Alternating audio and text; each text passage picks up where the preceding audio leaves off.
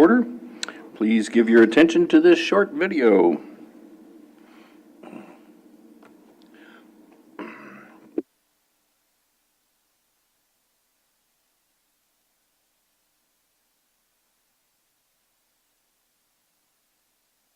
This meeting will be conducted as a Zoom webinar to allow for public participation and comments. The Contra Costa Transportation Authority does not condone hate speech in any form. We continually strive to make life better for all members of our community and create an atmosphere where everyone feels a sense of safety and belonging. We ask that anyone who wishes to speak does so with civility, respect, and kindness for others. Citizens will have 3 minutes to speak. It is requested to make life better for all members of our community and create an atmosphere where everyone feels a sense of safety and belonging. We ask that anyone who wishes to speak does so with civility, respect, and kindness for others. Citizens will have 3 minutes to speak, should use the raise hand feature or dial *9 if participating via phone, and the chair or staff will call upon them at the appropriate time. Written public comments received in accordance with the teleconferencing special notice on the meeting agenda will be provided to the members. If authors of the written correspondence would like to speak, they should raise their hand in Zoom or submit a public speaker card, and the chair will call upon them at the appropriate time. All written correspondence received after that and during the meeting will be entered into the record. Thank you for participating in a meeting of the Contra Costa Transportation Authority.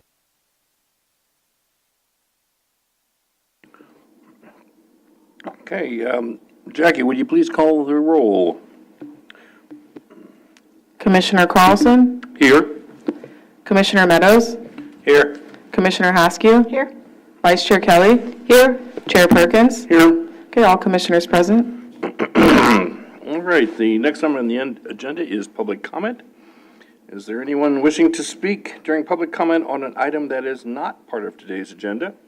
If so, submit a speaker card or raise your virtual hand and staff will call upon you. Do we have any written or remote public comment?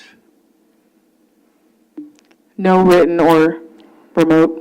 Okay, that we don't have anybody here, so that concludes public comment. The next item is the consent calendar. Is there any changes or comments for the commissioners? Does Mr. Chair? Yes. Yes, I just want to make a comment. I noticed that one of the items is the streetlight subscription cost share, and I just want to say my city participates in that, and we have found that incredibly valuable. I mean, it's just really great in transportation planning, and I really, really appreciate the fact that we can share with this with CCTA. Okay. Are there any other comments, changes, or does anybody want to pull an item? Okay, anybody wish to speak under public comment on the consent agenda? Have any written or? No written or, Okay. and there's no virtual either. Okay, do I have a motion for the consent? I move approval. Okay. I'll Meadows second. And Kelly. Jackie, please call the roll. Commissioner Carlson? Aye. Commissioner Meadows? Aye. Commissioner Haskew? Aye. Vice Chair Kelly? Aye. Chair Perkins? Aye. Okay, motion passes unanimously. Okay.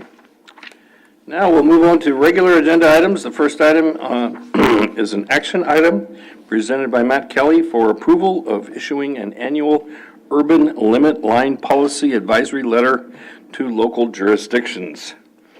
Okay, Matt? Thank you, Chair Perkins. Good afternoon, Planning Committee members. Matt Kelly, Senior Transportation Planner with the Authority. Let me share my screen here. Great. So this afternoon, I'm here to talk about the Contra Costa Measure J Urban Limit Line and the annual policy advisory that we issue each year. Is everything okay? Oh, gotcha. Got to turn on my own camera. There I am. So normally we bring this to you on consent. We don't provide a presentation, and it is done annually. And we thought we've got a lot of new members at the Authority, and it's probably a good time to daylight this and just remind you what we're doing with this annual advisory letter and how it applies to Measure J and the Growth Management Program and your local jurisdictions.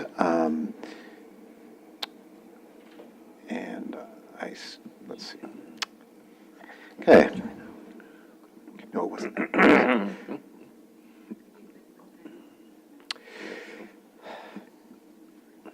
Oops. No, it's not. It was something else.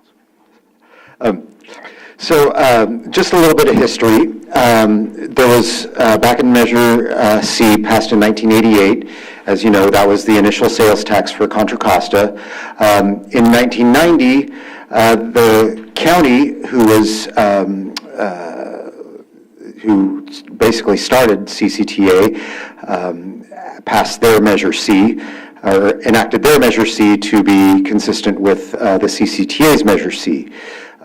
What that did is it focused on land use and the land development of the county. And what it did is it limited urban development to no more than 35% of the county's land, and that the remaining be preserved for agricultural, open space, parks, and other uses that aren't focused around extending services and things like that.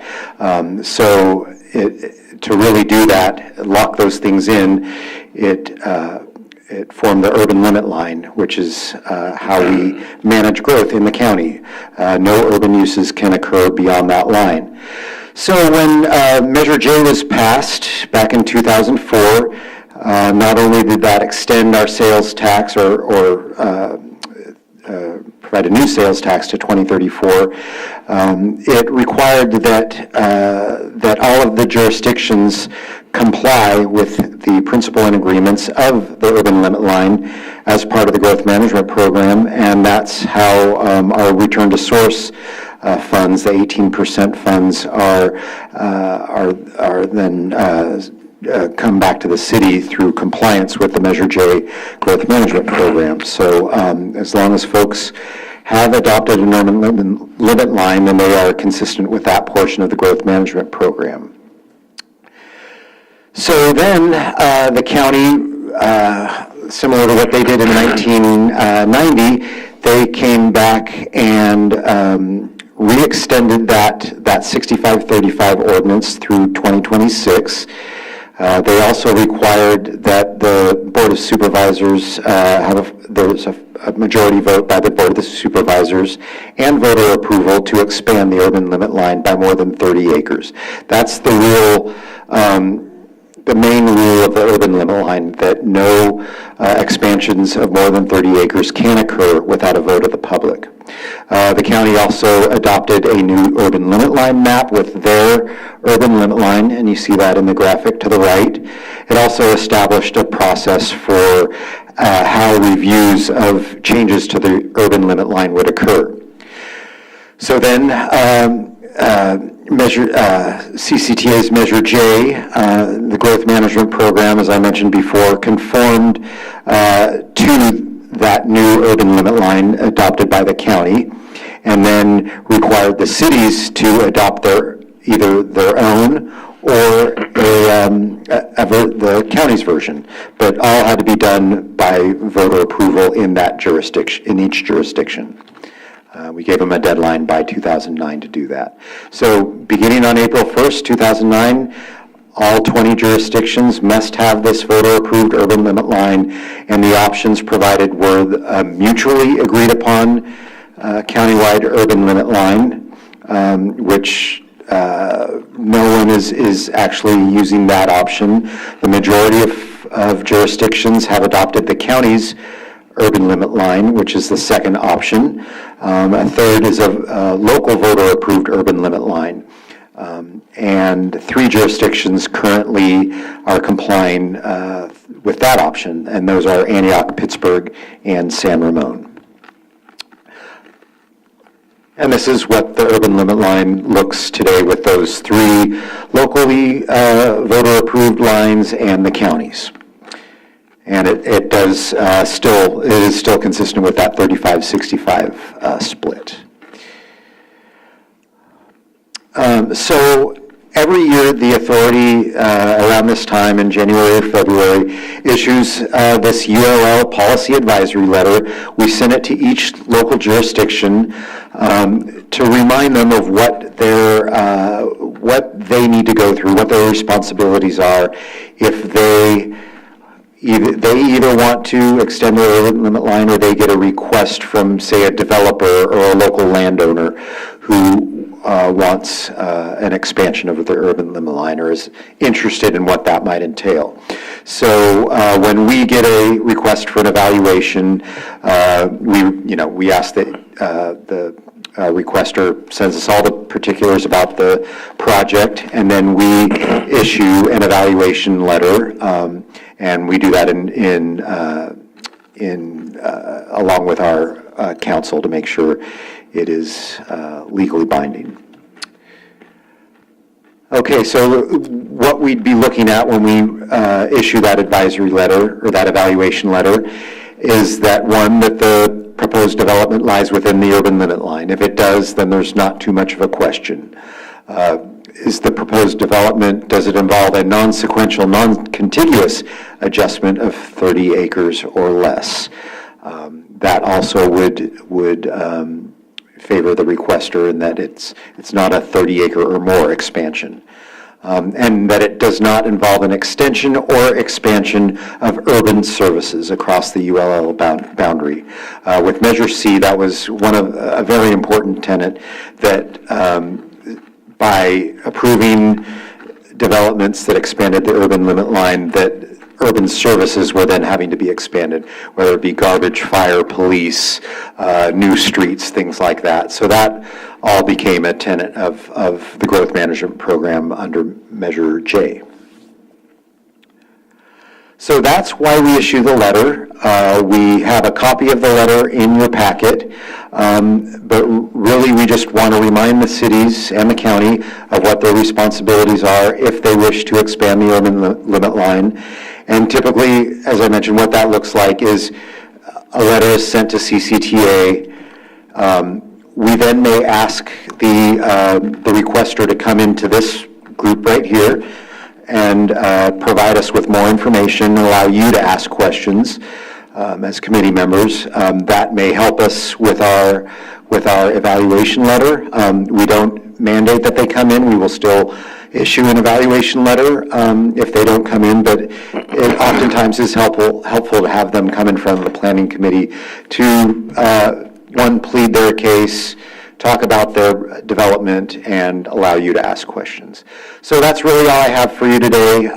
It's really just a reminder of what we do every year with the urban limit line, and I can certainly take any questions. Okay, if there are any questions, go ahead. Thank you, Matt. Just a quick question, and that is, in the past, 20, 30 years, have many developers come before CCTA and asked for, to exceed the urban limit line? Does this happen very often? We get a request for an evaluation probably once a year, maybe every 2 years. And normally it's not about the 30 acres, it's about an easement, adjusting the line to allow people to access their own property, which may be on an island, something like that, a geographical island. But typically, we don't have the 30-acre requests. Okay. Those are very few and far between. Okay, thank you. Any other questions from? Just Go real ahead. quick. As we look to 2026 and the urban limit line, the ordinance coming back, and potentially and essentially going to the voters, are there things we're looking for as we do that? Anything that needs to be protected, or is there any impact to what we're doing currently, depending on what the voters or the county does in 26 with the urban limit line? Yeah, I think the county, if anybody, is the most aware of the issues. So, we are working with staff. We've talked to them about the 2026 deadline, and we're going to work that into our countywide transportation plan work.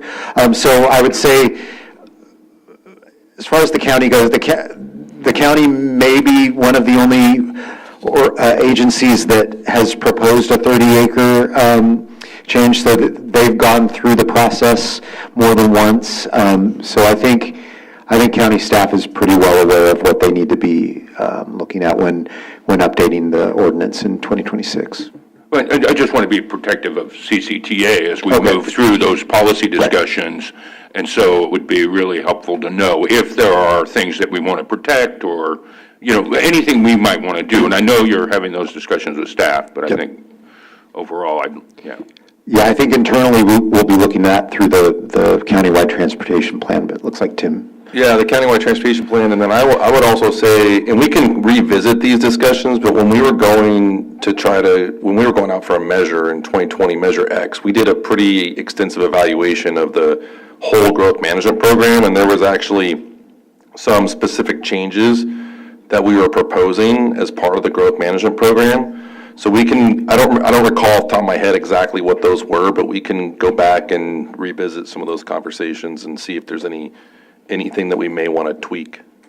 Yeah, we can take a look at that. Any other commissioners have a comment or question? This time we'll take public comment. Jackie, do we have any public comment, written, remote, or otherwise? No written public comment and no remote comment Okay. either. Do I have a motion? So moved. Okay. Second. Okay, so Heskew and Carlson. Jackie, please take roll call vote. Commissioner Carlson? yes. Commissioner Meadows? Aye. Commissioner Haskew? Aye. Vice Chair Kelly? Aye. Chair Perkins? Yes. Okay, motion passes unanimously. Okay, now we move on to the next item. Is an action item presented by Yang Smith for approval of fiscal year 24-25 Transportation Fund for Clean Air 40% expenditure plan.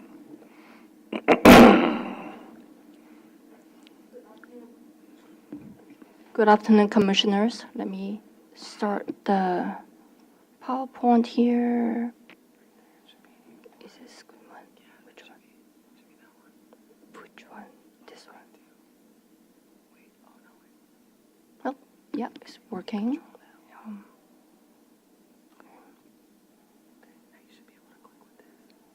Oh, I need to share my screen as well.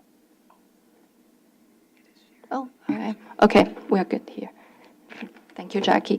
So today's this topic is about the Transportation Fund for Clean Air, TFCA 40% fund. The Authority Board reviews and approves the TFCA expenditure plan every year. In the past, this item was typically on the consent agenda. This time, we'd like to take this opportunity to provide background on this fund source, as well as how we have historically allocated the funds. We also try to increase the transparency of this program to better inform and engage the public and stakeholders.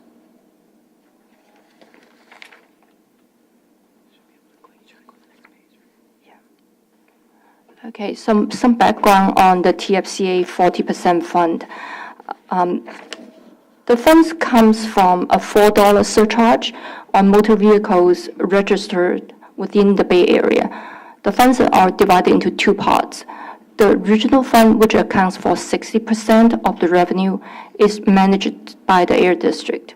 The 40% of the fund is passed to the designated administrating agency in each of the 9 counties in the Bay Area. So this is the part that is administrated by CCTA. The law was first passed in 1991, and the authority began to administrate this program in 1992. The Air District annually updates the expenditure plan guidance and adopt policies.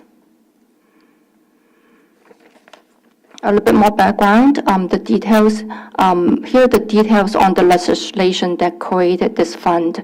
The authority has been designated as the program manager. Now it's currently called the administrating agency for Contra Costa County. So as the administrating agency, CCTA has many responsibilities. Over the next 2 slides, I'm not going to read all of them, just want to highlight the 2 important ones on the list. The authority is required to review the policy and criteria regularly and then update them through a public process. The authority also needs to approve the expenditure plan application, which is the item today. This is listed as number 3 on this list. So there are additional responsibilities, and I just want to assure you that the authority has been following and all the guidelines and policies from the Air District, and we have been doing our job the whole time. So based on all the requirements from the Air District, we have a process and a schedule. This is a typical annual process. The authority board takes 3 actions in a typical cycle.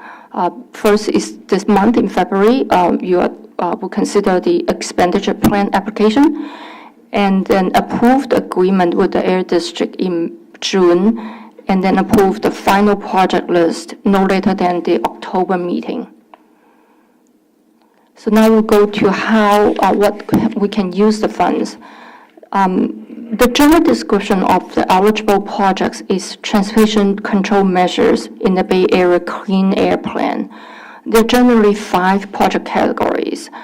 First is the bicycle and pedestrian projects. They include infrastructure projects, bike parking, and bike share. The second category is the ride-sharing services. And this is a very broad category, and it includes carpool, vanpool, or other ride-sharing services, financial incentive for transit or other modes, as well as guarantee ride home. The travel demand management or TDM program, those activities fit under this ride-sharing services category.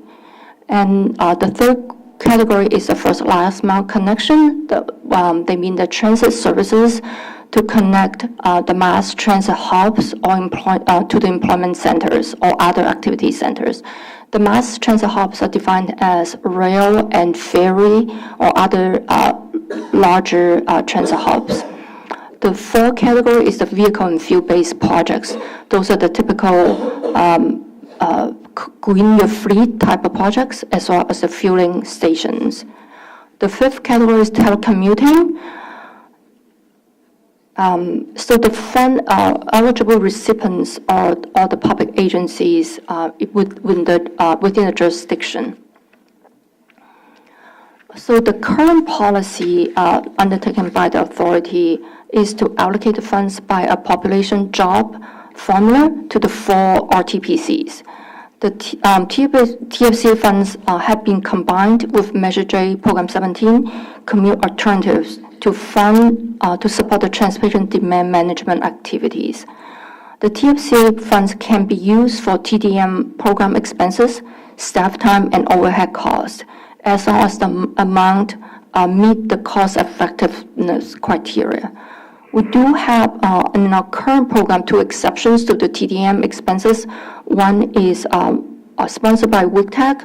The El Cerrito Del Norte Complete Streets project is a bicycle pedestrian improvement, and that was programmed in FY 22-23. And the other one, this exception, is CCTA's EV charging rebate program, although we are included in your expenditure plan as we were going to reprogram the funds to go to the county part. Since I did mention briefly the TDM programs, this is a very comprehensive list of the activities by the 4 regions, sub-regions, as well as by the fund source. So CCC staff did a comparison of a peer comparison. There are 5 counties. My peers responded to us, and they happen to be the largest 5 counties, so it's a good sample. The table is a simple table, shows other counties' process, the types of projects they funded in the recent 5 years, and answer the question whether TFC funds were used to fund TDM activities. We're not here to say there is like a right way or wrong way to do it. It's just really when we look at our policy, we want to look at what our peers are doing and just hopefully learn from the best. Each administrating agency may adopt its own policies that suits the needs of the county, as long as they're consistent with the Air District's policy and guidance and follows a proper process. There are actually, the TFC program has many requirements, both in the how you check eligibility as well as the project performance. So we list the 6 groups. The first one, reduction of emissions, that's pretty straightforward. The second one is the cost effectiveness. This tends to be the biggest factor in deciding whether a project is a good match for the TFCA funds. The calculation, the cost effectiveness calculation, you will see that in later this year. This is a very data-driven process, so that's where we talk about better data quality. That's where we kind of goes back to the calculation of cost effectiveness. The 3 are consistent with existing plans and programs. That's pretty easy to understand. Project readiness is another important factor, or one may call it restriction, that makes this fund pretty tricky to use as a project sponsor. And of course, there's progress reports and final reports we need to submit. So not only we estimate the cost effectiveness, the benefits of the project in terms of emission reduction, we also need to report out how we monitor, how we report. Those are also requirements, makes this fund that is restricted to use, but also is suitable for many certain project types. So now we go back to the action, the item in front of you, which is the expenditure plan. The staff recommendation is for you to approve the FY fiscal year 2024-25 TFC 40% fund expenditure plan. So that concludes my presentation. I'm happy to answer questions. Thank you, Ying, appreciate it, and it's good to know the details of this. On this particular slide and in the staff report, as I'm looking at these numbers, and I tried to figure out like how you finally got down to the last number of 1.7, the numbers don't seem to add up. And I did go to your attachment B, and frankly, I just couldn't understand it. So that made it kind of confusing for me. I realized that there was some, the 100,000 were not used last time, but I couldn't figure out how you got to the administrative costs. And you don't have to explain it here. I mean, I trust you, but in reading the staff report over and over several times, I just found it confusing. Thank you for that question. Trust me, the Air District staff have double-checked and correct some of my numbers. I think the 6.25%, that's the admin cost, that is based on the actual revenue. So what causes confusion is at the beginning of this, like actually the numbers were released in January. They estimate the project out, the upcoming fiscal year, the revenue. And that is the so-called new revenue. But in the revenue, the line item 1 and 2, it reflects the true up from the last fiscal year. So that's why the numbers are really hard to follow. It has been double-checked by the Air District staff. They told us the numbers are all correct. And so that explains the 6.25 is not on the total, but on the new revenue that we received. Okay, and I understand. I kind of figured that was the case, but just from the point of view of being someone who's reviewing the staff report, it didn't add up. So it took me quite a while to kind of go over that. So maybe just in the future, if this happens again, maybe just a clearer explanation that someone like me can just follow the arithmetic. Yeah, Thank you. Appreciate that feedback.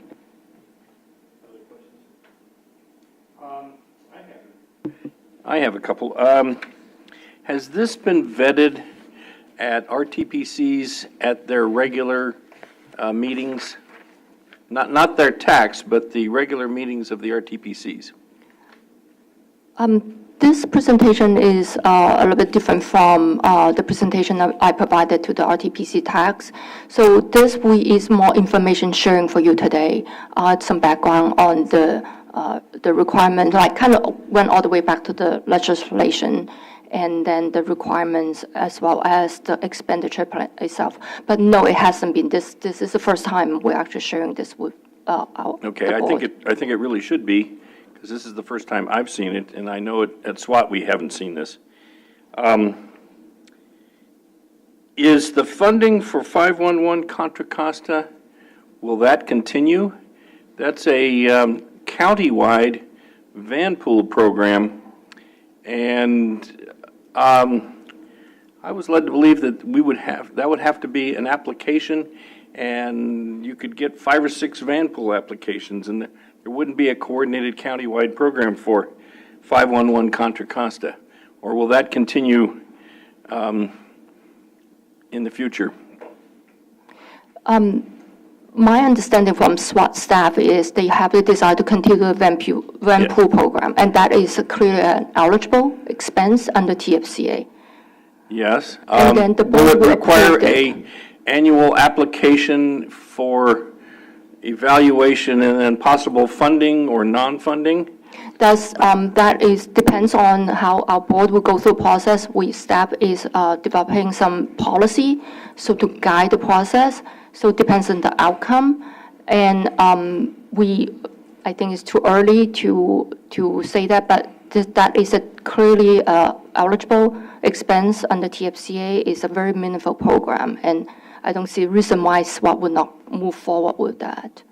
The reason is because you can't start it or stop it and then start it. You know, you can't have gaps while you wait for some evaluation process. So I'm just very concerned that the 511 Contra Costa van pool program will end up with gaps. You can't run a program that way. You have a point, Chris? I would just, I know, Scott, what you're talking about, and I think right now, this presentation is just focusing on the funding part. We haven't talked about the projects yet. Correct. And I would imagine that we will be talking about the projects in the near future. Yeah, maybe I can hop in here. So I think there's a lot of, maybe some confusion, just given some of the presentations that have been given to the RTPCs recently about, this potential new policy. So the item that's before you today, we typically actually don't take it to the RTPCs. This item is actually just we get money from Air District, we get a certain percentage, 40%, and there's now a pot of money that's been allocated to Contra Costa County. This item never goes to the RTPCs. All we're trying to do is really get that pot of money from Air District that's then allocated to Contra Costa County. And that's what this expenditure plan is really for, is just to get that pot of money. Then what happens is, once that pot of money then gets approved by the Air District, then we work with all the RTPCs and fund, the TDM programs as they're funded today. And as of today, there's no changes as of today, because we haven't taken anything to the board, we haven't talked about it. And I think in terms of this, this concept of TDM, 2.0, just to be really clear, that's something that we've been socializing, with the RTPCs to get feedback and input.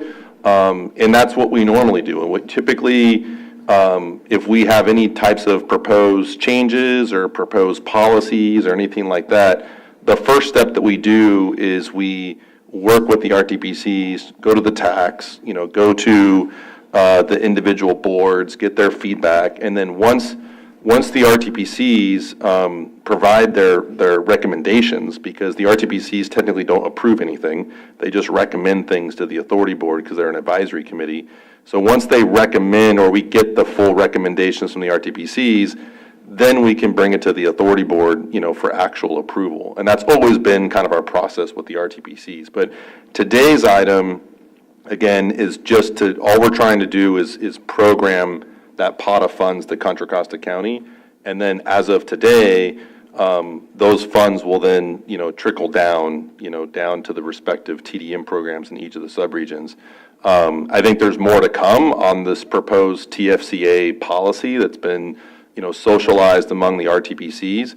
Whether we do it, as part of this fiscal year or the following fiscal year, that's all to be determined as we continue to, work through the RTPCs, get their feedback and input, on this proposed policy. But as of now, things are going to happen the way they usually happen until we, get some sort of agreed policy between everyone. I will, just maybe as a little bit of I'll say introduction to TDM 2.0, The reason why, and I don't want to really get into this discussion and debate today, but just to maybe plant a seed, is the reason why we're kind of relooking at TDM right now is really the significance in terms of the connection it's having with our projects now. Because of state policy and the way state policy is starting to really push us to non-highway capacity enhancing projects, VMT mitigation, what we're finding with our projects is the most cost-effective VMT mitigation is TDM. And so a real clear example of this is on the northbound express lanes project. So the northbound express lanes project, we have an approved VMT mitigation program. And that VMT mitigation program is saying that these projects are going to reduce X amount of VMT. And so because we committed on doing that on a daily basis, we committed to reducing 110,000 VMT on a daily basis, we need to make sure we have programs in place that we're able to actually measure very, very accurately the amount of VMT these TDM programs are actually doing. So it's really taking TDM and moving it into more of a performance-based type of program. So that way, when we do approve the northbound express lanes project and that we get the environmental document approved, legally, we have to do mitigation and monitoring and reporting on those VMT mitigations because, again, it's an environmental mitigation.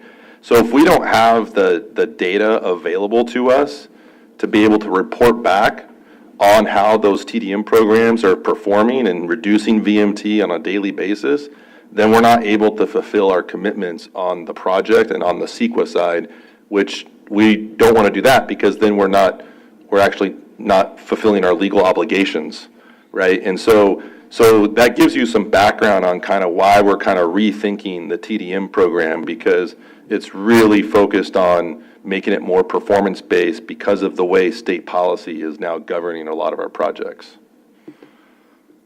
Just for my own background, this is not the only source of TDM funds, this TPCA.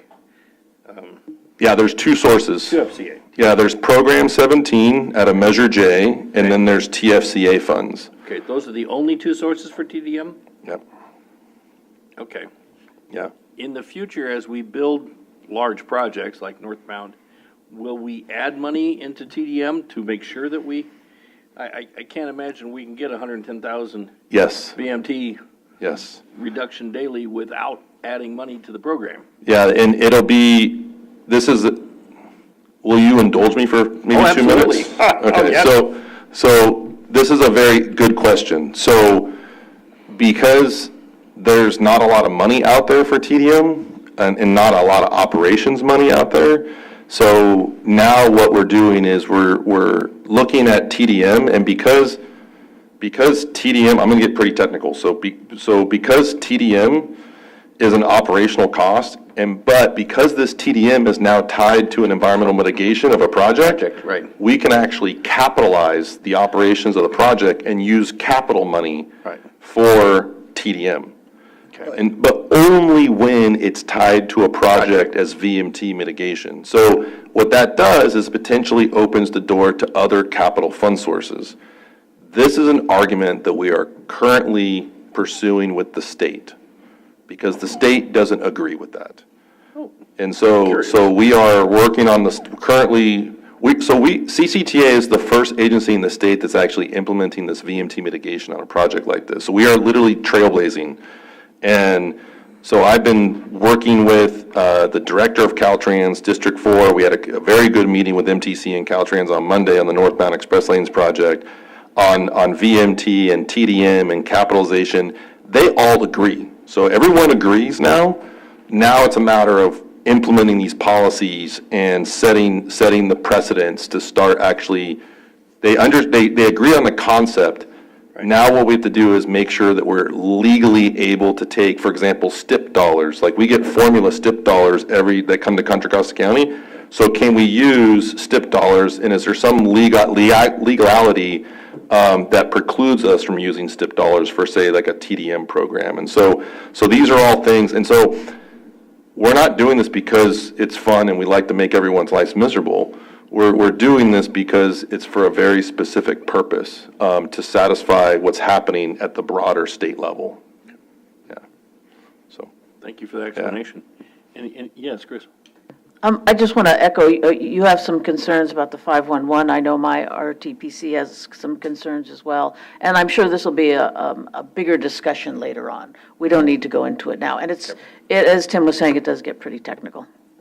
yeah, we plan on bringing this to the board, most likely in the springtime, but it's coming. It's just, we're doing our due diligence with the RTPCs, with the state, we got to do the work, and then we'll eventually bring it to the board, so.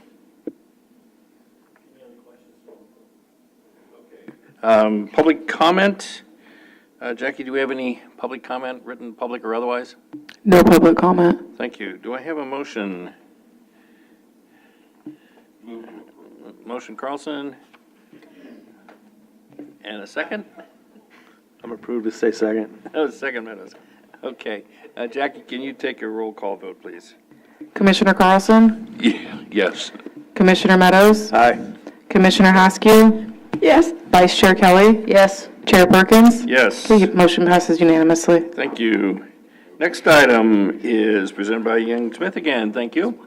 OBAG Cycle 3 Project Contra Costa Countywide Safe Routes to School Bicycle Pedestrian Safety Education Encouragement Program. I'm not going to read the whole title. Let you. Thank you, Make- Chair Perkins. Yes. So again, we want to use this opportunity to give you a bit more background on the Safe Route to School program we have now, as well as this new countywide program. So first, to answer the question, what is Safe Route to School? This would refer to the Youth Bicycle and Pedestrian Safety Education and Encouragement Program that is aimed at preparing K-12 school-age students and their parents in safety assessing schools. In our current program, we have two very well-funded, very successful programs. They are done in the sub-regional level. First is the Central and East County is managed by CCTA and delivered under contract by our contractor AMG under this Street Smart Diablo brand. In San Ramon Valley, there's a similar program that is run by City of San Ramon and Danville, and they use the name Street Smart San Ramon Valley. We do have two a little bit more limited program. One is in La Marinda, is been running for the last 2 years, funding provided by SWAT, and also delivered under contract by AMG. In West County, there's been some intermittent school-based activities delivered by Contra Costa County Health. The current program is very, very popular. I think you probably have all heard about it. It's also supported by law enforcement, city staff, school districts, our educators, health professionals, as well as elected officials. The program are offered annually in class at K-12 public schools. As many of you know, in general, it's very difficult to get class time for enrichment programs.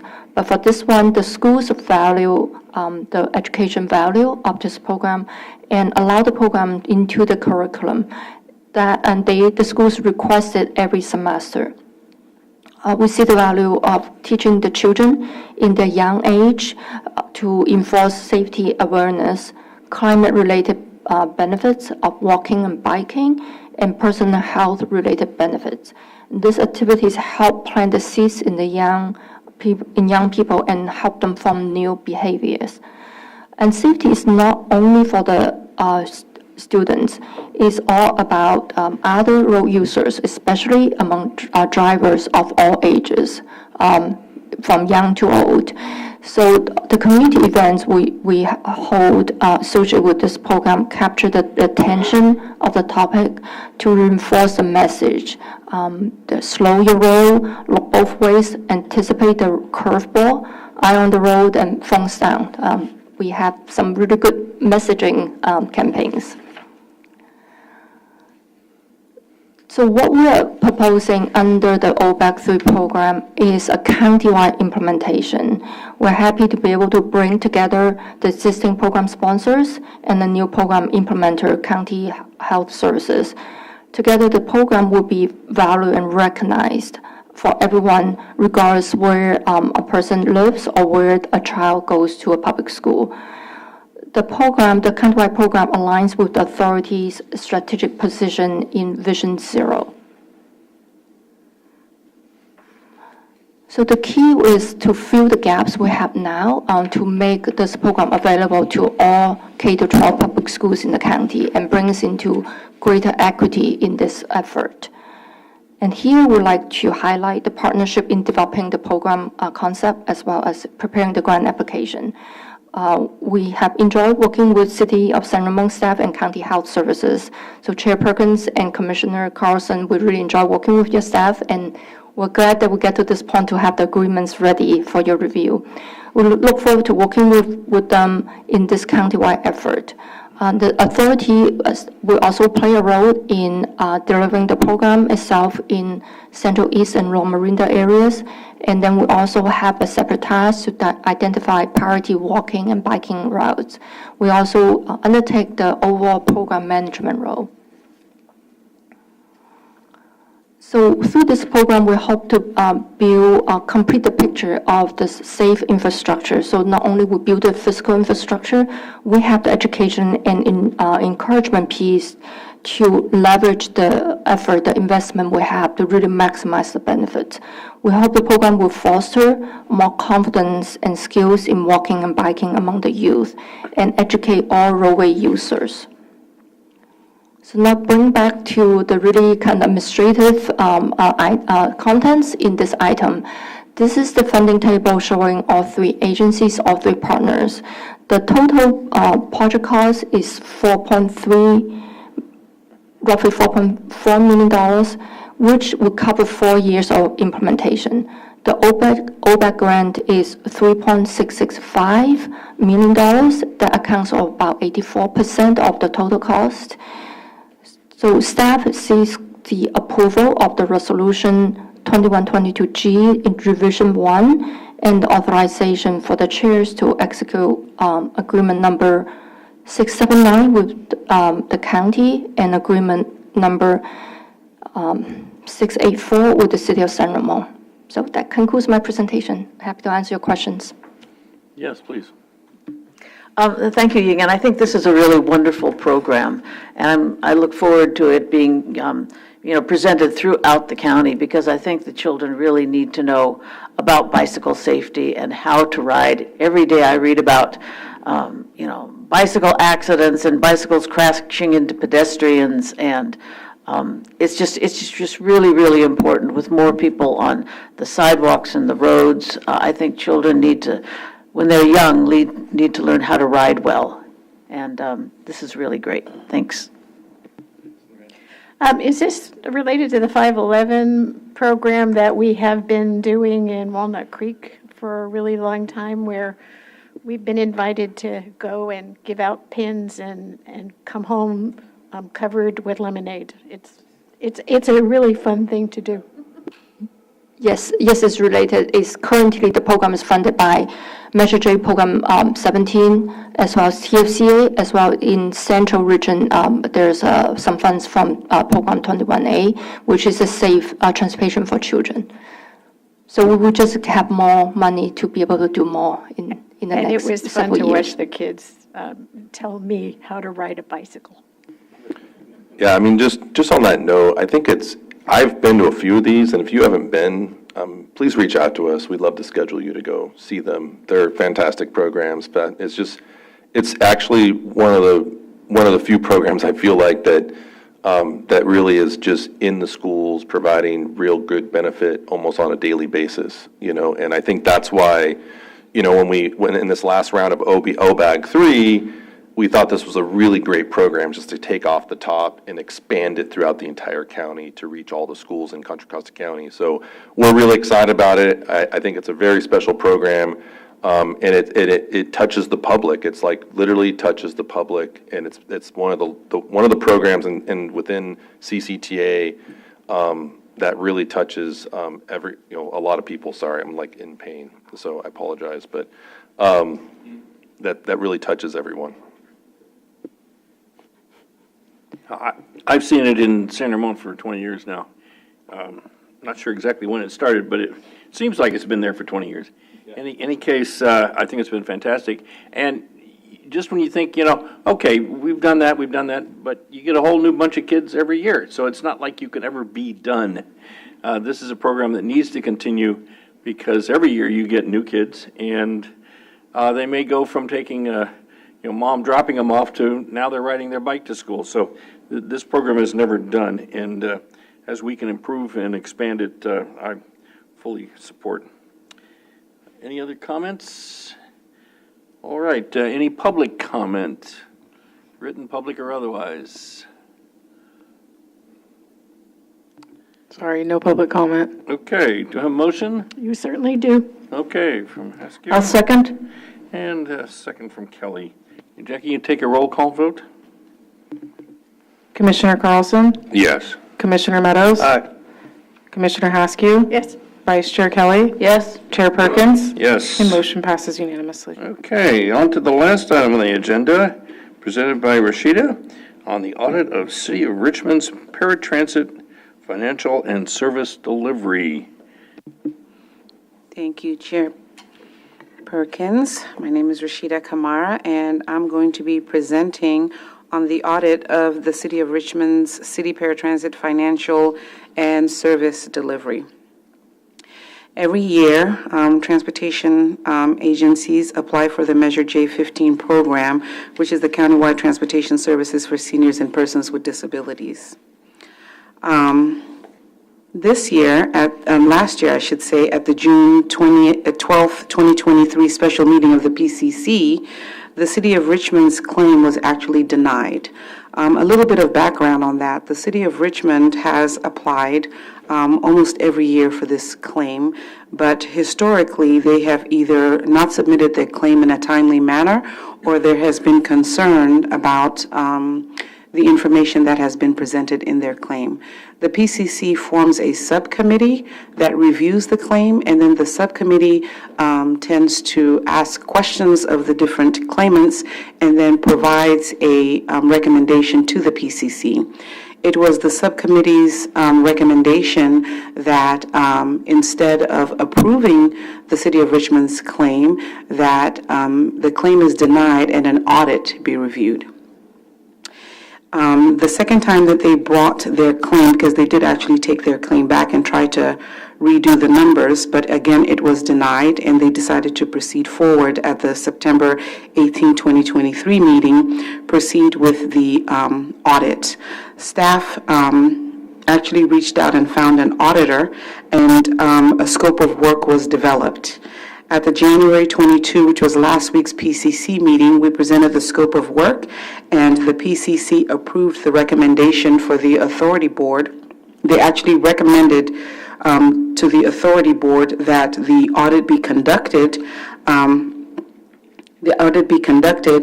that the funds for the audit be provided by City of Richmond's Measure J claim funds that had already been allocated to them. Those funds were not to exceed $32,000. So the recommendation for staff now is that they seek approval for the authority board to actually enter into a task order with Advanced Mobility Group, which currently has a contract with us, that's contract number 526, to actually perform the paratransit audit. It is both a financial and service delivery audit. We're asking that the scope of work also be approved, and that it should not exceed the amount of $32,000. Those funds will be taken from previously allocated Measure J15, Program 15 funds that were already allocated to the City of Richmond for their paratransit program. And having said that, I'll be more than happy to answer some questions. Thank you, Rashida, and I want to thank you and CCTA for jumping in and getting this audit, because it's been sorely needed. This has been discussed, it's come up at WCTAC several times, and I think we just need to sort of clear everything and find out where this program stands. So really appreciate you bringing in AMG to do this. So, as the accountants on the board, are the people who are going to do the audit aware of the limitation of $32,000, and do they understand the deal? Correct. Attached to to your packet is the scope of work.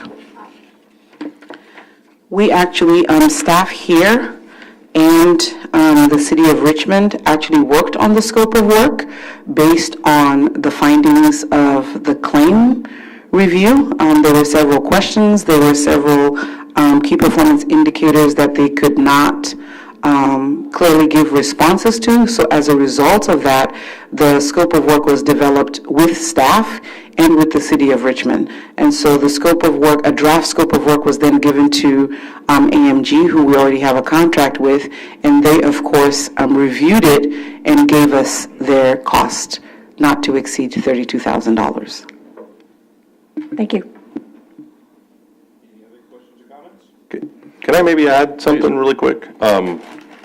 I want to applaud Rashida for the great work that she's doing on this audit, because we're not using this audit, to be necessarily punitive, and trying to really be, I'll say aggressive. I mean, it's actually been, I think, a great learning experience. Rashida's actually been on site, working with people, teaching them about paratransit, teaching them what using her skills and passing those skills on to others, and really showing them like this is what it should look like. This is how it's supposed to operate.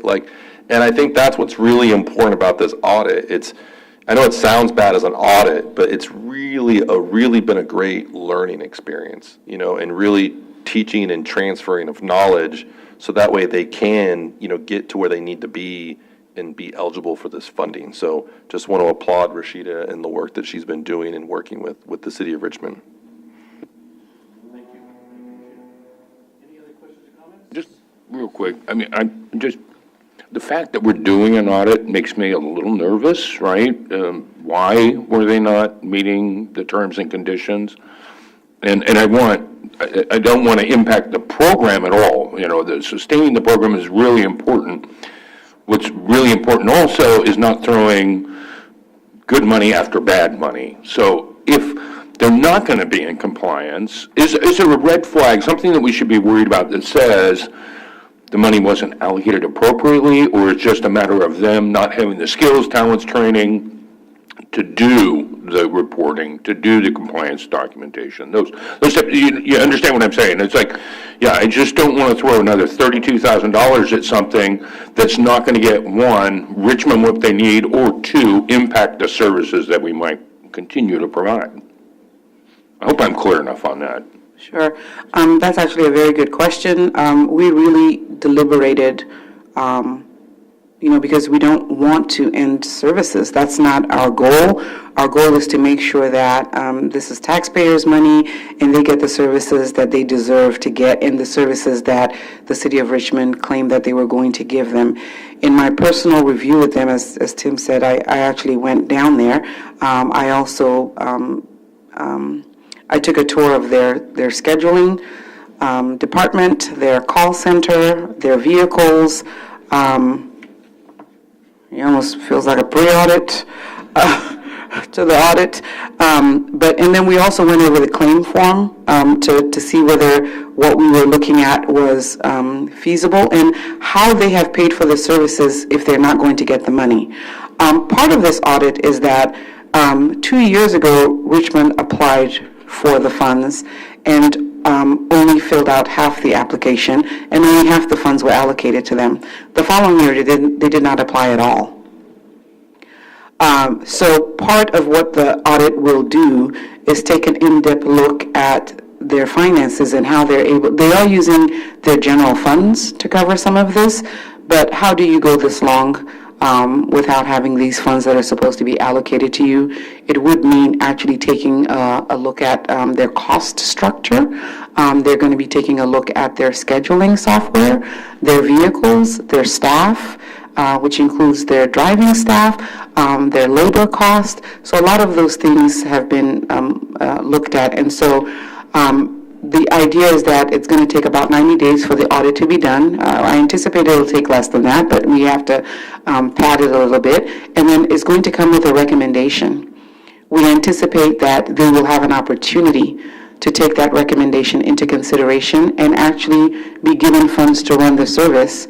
And then 6 months, there's going to be, if you look at the scope of work, there are going to be bi-weekly meetings, there are going to be monthly reports. We're not just throwing the 32,000, we're going to be actively engaged. Our conversations with the City of Richmond staff, I do have to commend them, because after this has come out, there's been some new staff that have not been involved in this process in the past years that have stepped up. They brought several members of the City of Richmond's team to the meeting with me. They certainly asked questions that they did not know. They wanted to understand how their software works, what reports they're supposed to be having. They asked about peer services that they should be looking at to see what they're doing so that they can do what they need to do differently. Because upon answering certain questions for them, or even posing certain questions to them, they started to see, well, maybe we don't understand this very well. And so it is a learning opportunity for them. So a year from now, after engaging in what are the recommendations that might come out, it'll be a chance for them to be able to review whether they have met those recommendations or what it's going to take. When I was asked, what happens after a year and we don't meet those recommendations? And I just opened up my eyes like this. No. So no, our intention is not to throw good money after bad. Yeah, our intention is not to do that. Yeah. No, I appreciate the work, and I do. I think we, as the authority, should be a resource. I mean, we are in so many ways when it comes to education. So if we are finding gaps in services and compliance and all these other things that we want to be, because we're partners, right? So it's really important to me that we are that resource, and that's much more reassuring for me. So I really appreciate the work you're doing, Rashida. It's just, it's great to have you as part of the partnership as well. Thank you. And may I add that I think what we now are developing is a form to handle problem distributions from now on. I don't think we ever fully got our arms around it. And so I think this is a really good investment for CCTA. And Rashida, I just want to thank you for doing this pre-audit. As you say, it's really a learning experience for them, and I think that that's really, really helpful. Richmond, the City of Richmond often has a lot of staff changes, and so maybe now they'll all kind of pull together and understand really what they need to do. Do we have any public comment, written or otherwise? No public comment. Okay, do I have a motion? I'll make a motion to move the item. Motion Kelly, Second. second Heskew. Roll call, please. Commissioner Carlson? Yes. Commissioner Meadows? Aye. Commissioner Haskew? Aye. Vice Chair Kelly? Aye. Chair Perkins? Yes. Motion passes unanimously. Thank you.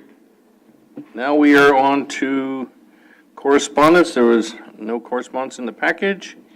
Any comments? I have none, and so we'll go on to commissioner comments. Just a brief one. Last Friday, WCTAC voted to reappoint me here to CCTA, so you're stuck with me for 2 more years, folks. Yay, yay. Anybody else? Okay, staff? Anyone? No? No comments today? Okay. Any other business from anyone? Well, with that, we will adjourn the meeting. Our next meeting is proposed for March the 7th at 1:30, right here. If we don't